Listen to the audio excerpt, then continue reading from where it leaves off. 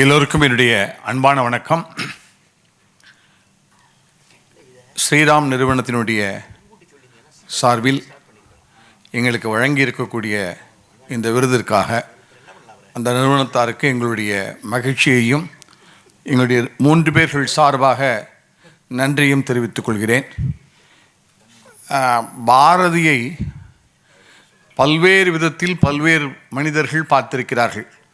ஆனால் இன்று நம்முடைய நீதியரசர் அவர்கள் பார்த்த பார்வையும் ஞானசம்பந்தம் ஐயா அவர்கள் பார்த்த பார்வையும் நம்ம எல்லோருடைய நெஞ்சையும் தொட்டிருக்கும் என்று நினைக்கிறோம்.